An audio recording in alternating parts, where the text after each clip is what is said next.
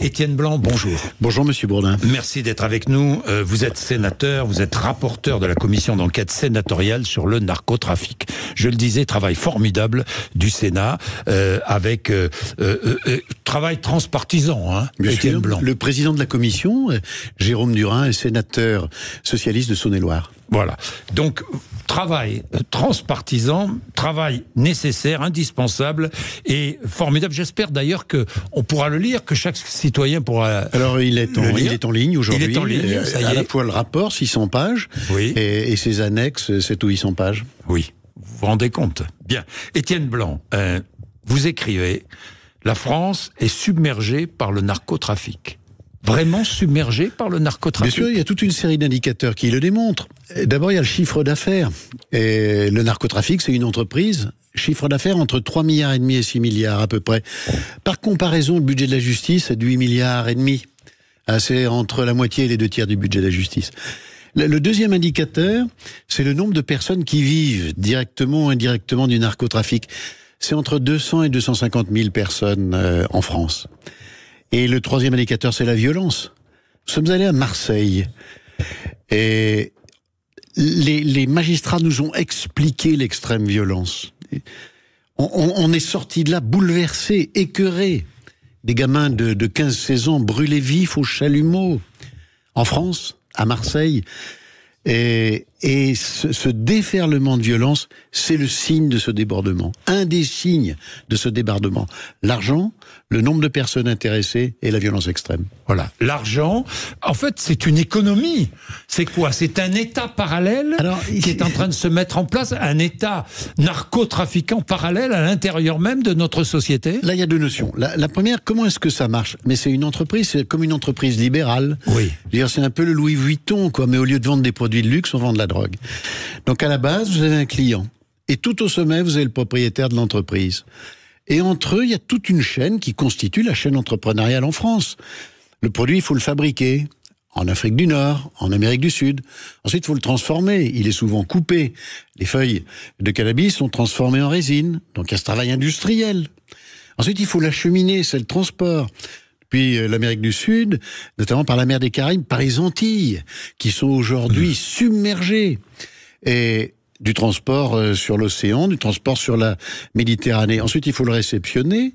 Une fois réceptionné, il faut le diviser pour qu'il puisse être distribué aux consommateurs. Il faut l'acheminer vers les consommateurs. Une fois que les consommateurs ont payé, et on paye en petites coupures. C'est 5, c'est 10, c'est 20, c'est 50 euros. Cet argent, il faut le collecter. Ceux qui font ce travail-là sont des banquiers. On les appelle les SARAF. Très clairement, ces entreprises, elles ont un vocabulaire. Vous le trouverez dans le dossier. Je regrette d'ailleurs qu'on n'ait pas mis une annexe pour traduire tout cela, parce que c'est un vocabulaire auquel... Donc des banquiers. Il y a donc des banquiers mais bien sûr, du trafic. Bien sûr. Et ensuite, cet argent collecté en masse importante, il est blanchi avec toute une série de dispositifs. Comment est-il blanchi? C'est bien la difficulté. Il y a toute une série de dispositifs. D'ailleurs, il y a ce qu'on appelle la Walla. Et c'est un système de compensation. Vous donnez l'argent en France et on vous donne une prestation à l'étranger. Pas de clair, vous remettez X millions d'euros à un complice, à une personne qui est en charge du blanchiment. Elle va vous donner en échange une maison au Maroc, en Arabie Saoudite, dans les Émirats du Golfe. Hein. L'argent reste en France et ensuite cet argent, le banquier va se charger de le blanchir. Comment? Beaucoup dans les entreprises. Notamment dans le bâtiment avec le travail au noir. Parce que quand dans le bâtiment vous employez quelqu'un au noir, vous le payez en espèces. Voilà où est l'argent de la drogue. Et donc toute une série de systèmes de blanchiment dans l'hôtellerie et la restauration, où il y a aussi beaucoup de travail au noir. Donc cet argent, et ainsi il va se blanchir. Il se blanchit aussi à travers l'acquisition de commerces. On voit s'ouvrir et se fermer dans nos villes des commerces. Parfois, on se dit, mais comment ça se fait? C'est de la téléphonie, c'est des ongleries, c'est des barbiers, c'est des kebabs, c'est de la petite restauration. Mais c'est ça. Vous ouvrez un commerce, et après vous faites de la fausse facture, un faux chiffre d'affaires. Et cette mécanique de blanchiment, elle est très complexe. Et donc l'entreprise, il faut bien la comprendre, il faut bien l'analyser. Et une fois que vous l'avez comprise, la France aurait tout intérêt à se dire, attention, Attention. Et puis, alors, deuxièmement, et, en dehors de cette entreprise, il y a après toute la protection de cette entreprise. Pour qu'elle fonctionne, il faut la protéger. Elle a beaucoup d'activités illégales. Comment vous protégez ? Vous protégez de deux manières. Vous protégez d'abord par la corruption. Le nombre de faits de corruption en France ne cesse d'augmenter. Et puis, vous la protégez d'une deuxième manière par la violence. C'est-à-dire que quand vous avez un maillon de la chaîne qui cède, un jeune qui, dans son quartier, faisait le chouf, et dit non, finalement, j'arrête.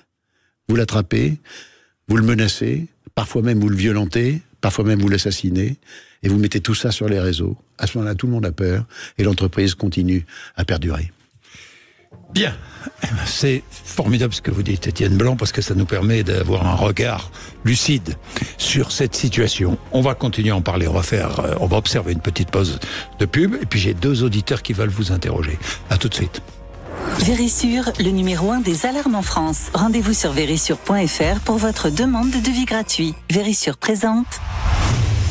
Sud Radio, parlons vrai chez Bourdin, 9h-10h, Jean-Jacques Bourdin. Bien, avec nous Étienne Blanc, sénateur, rapporteur de la commission d'enquête sénatoriale sur le narcotrafic. Un travail formidable, je l'ai dit, qui a le mérite de briser cette espèce de naïveté que nous avons tous, que l'État a depuis des années. Personne n'a vu venir l'importance de ce narcotrafic.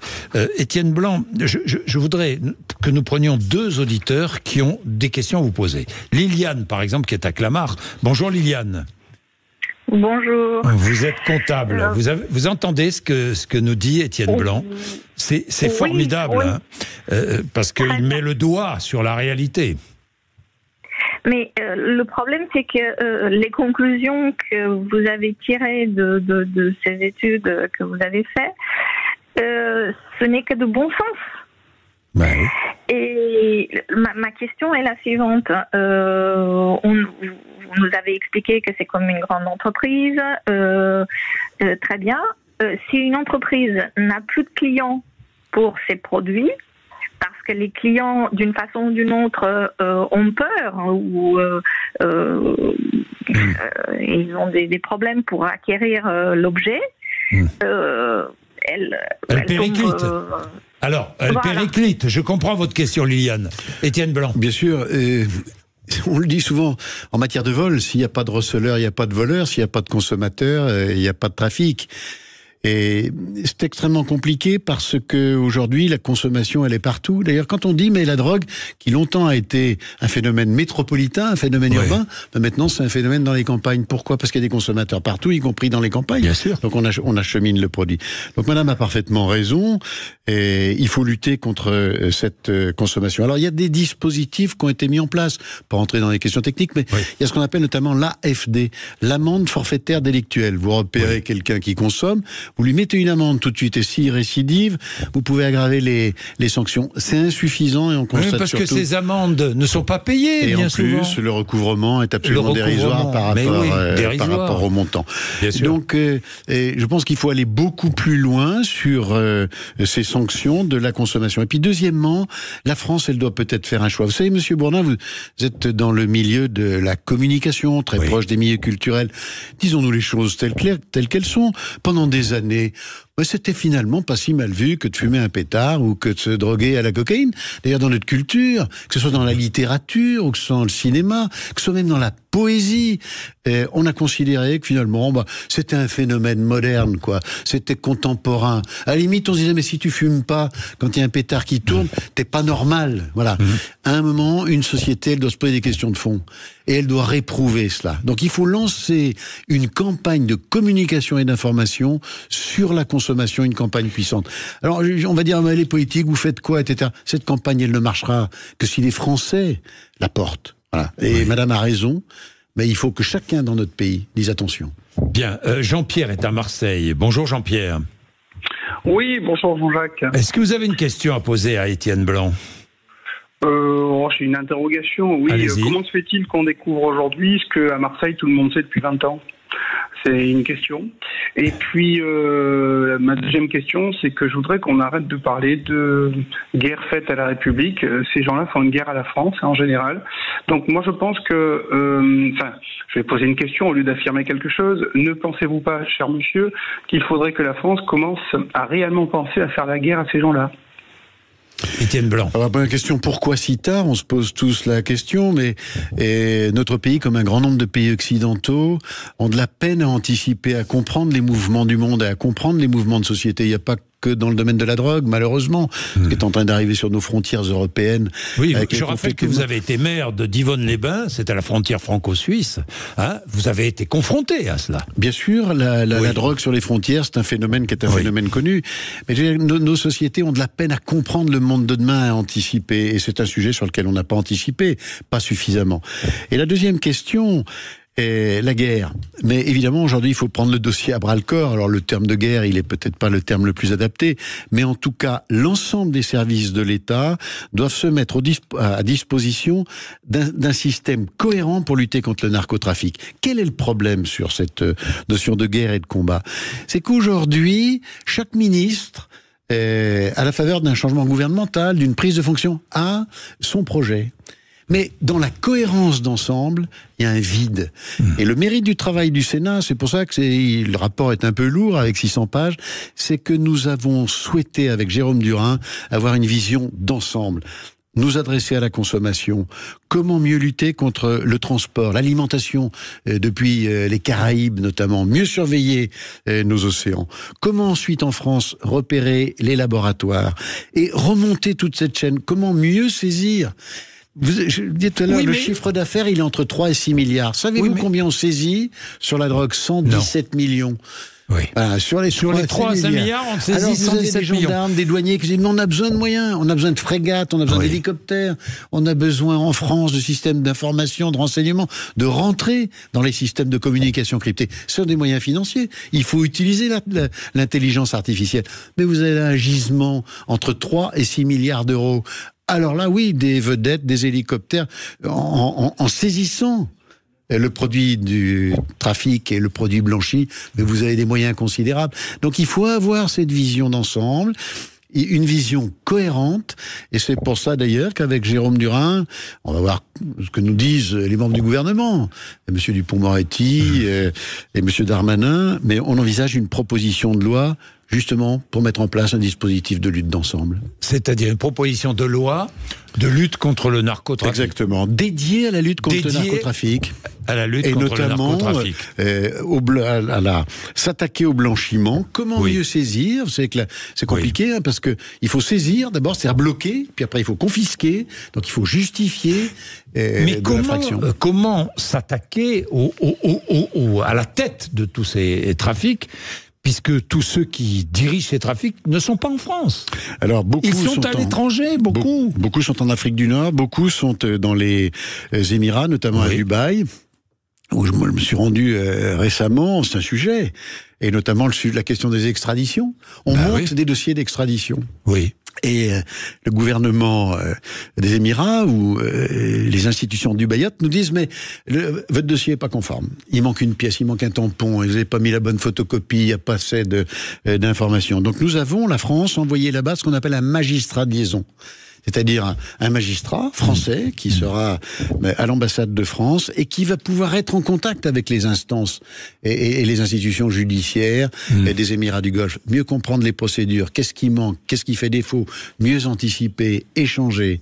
C'est comme ça qu'on y parviendra. Mais c'est vrai qu'aujourd'hui, on est un peu en face d'un mur. Oui, et puis dernière chose, vous racontez toujours cette anecdote qui est une anecdote parlante sur l'argent de la drogue.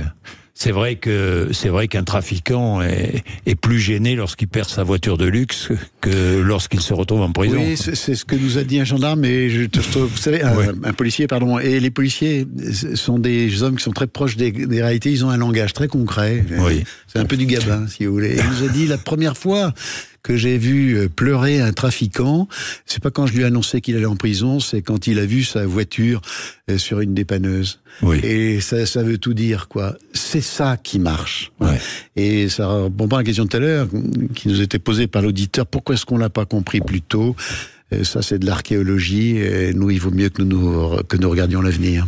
Merci Étienne Blanc d'être venu nous voir. Merci vraiment, rapporteur de la commission d'enquête sénatoriale sur le narcotrafic, à lire. Je vous invite à lire ce rapport. Il est 9h28, vous êtes sur Sud Radio.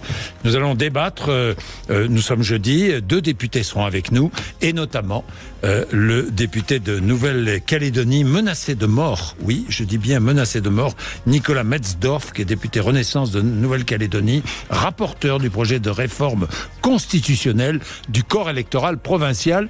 Ce texte qui a été adopté par l'Assemblée nationale, qui a mis un peu le feu, pas un peu, qui a mis le feu aux poudres. À tout de suite.